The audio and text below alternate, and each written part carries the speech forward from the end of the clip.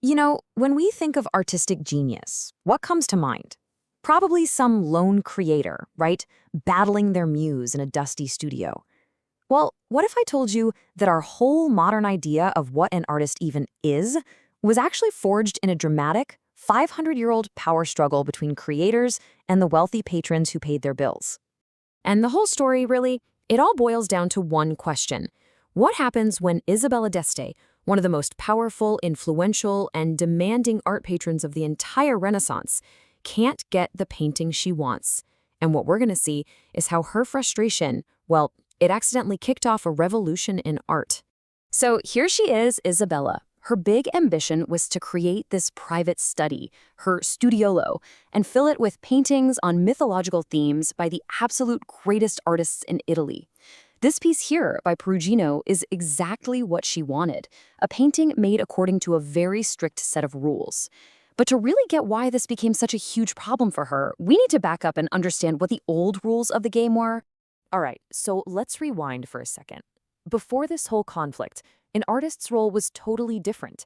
They weren't considered creative geniuses or inventors or anything like that. No, an artist was basically a master craftsman. I mean, back in the 14th century, this right here, this was the absolute gold standard. The writer Boccaccio is praising the great painter Giotto, not for his wild imagination, but for his jaw-dropping ability to imitate reality. His work was so real it could literally fool your eye. That was the job, that was the goal. Perfect, lifelike imitation. Just let that sink in for a second.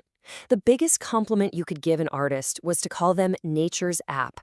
It meant you were an amazing craftsman, a skilled pair of hands whose only job was to copy the world around you. The patron had the big idea, the artist just had to execute it. Simple as that. But then, right around the year 1400, something started to change. A new idea, a really radical one, began to whisper its way through the art world, and it challenged centuries of tradition. Okay, so check this out. This comes from a craftsman's handbook from around 1400, and for the time, this is a bombshell. Cennino Cennini is saying a painter should be free to invent stuff that doesn't even exist in nature, like a centaur. And he's guided not by what he sees, but by his own imagination. Whoa. And he even gives this new power a name, fantasia. Now, it's the Italian word for imagination, but here it's something totally revolutionary.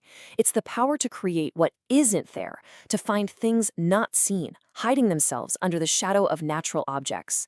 This right here, this is the seed of a completely new way of thinking about what art could be. And look, this wasn't just some theory in a book. Decades before Cennini, artists were already pushing back. The sculptor Giovanni Pisano actually carved his own name on his work, basically shouting that he was more than a hired hand. He was a creative artist. You can feel it, right? The whole relationship between the artist and the patron, it's starting to crack.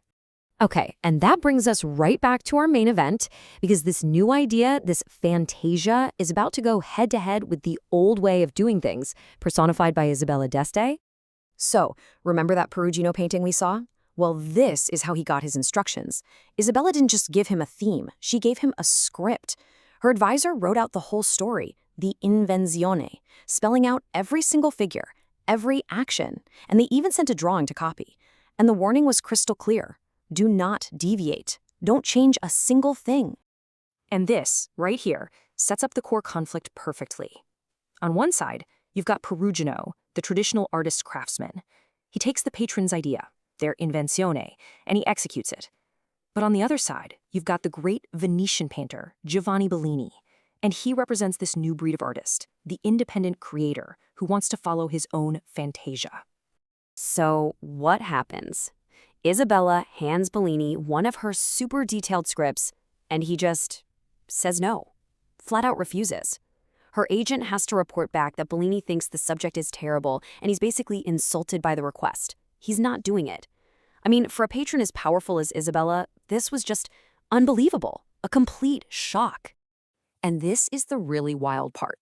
Isabella caves. She wants a Bellini painting so badly that she makes this massive concession. She tells him he can control the story, the invenzione itself. The power is literally shifting, right in front of our eyes, from the patron over to the artist. So, an advisor finally has to explain Bellini's whole deal to Isabella. He can't just follow a script. He needs the freedom to wander at will in his pictures. For him, art had to satisfy himself first. It wasn't just a commission anymore, it was a personal vision. And after years of this back and forth, she never did get that painting from him. You know, Bellini's stubbornness, that was just the beginning. It was a sign of what was coming. And within a generation, this revolution in how we see artists would be pretty much complete. And if you need any more proof, just look at Leonardo da Vinci. Isabella clearly learned her lesson from the whole Bellini disaster. When she went after Leonardo, she offered him total freedom. Paint whatever you want, whenever you want. His response? He basically ghosted her. He was just so famous, so busy with his own stuff, that not even a blank check from one of the most powerful women in Europe could get him to commit. And then you get this, 1514. The painter Raphael writes this letter, and it's basically the ultimate declaration of artistic independence. He says he doesn't work by just copying beautiful women he sees. No, instead, he paints from some sort of idea which comes into my mind. The source of art wasn't the outside world anymore, it was the artist's mind. And right there, the modern artistic genius is born. Okay, so what does all this mean? What's the big takeaway from this centuries-long fight between patrons and painters? And why does any of this matter to us today? This timeline really lays it all out, doesn't it? You start around 1350 with Giotto, the master imitator. Then, around 1400, Cennini plants that little seed of Fantasia. By 1505, that seed is blown up into a full-on conflict between Isabella's control and Bellini's freedom. And it all leads up to 1514, with Raphael basically saying, nope, real art comes from an idea inside my head. So, the results of this whole revolution? They're literally all around us today. The artist went from being just a skilled hand to being a creative mind. The goal of art itself changed. It wasn't just about imitation anymore, it was about imagination.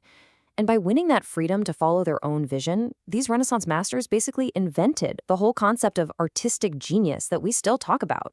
So, the next time you're standing in front of a masterpiece, just remember the fight that it took to give the artist the freedom to even make it. And that kind of leaves us with one last thought, right? If our modern idea of genius was born from this fight for independence, does that mean that real genius requires the freedom to just say no?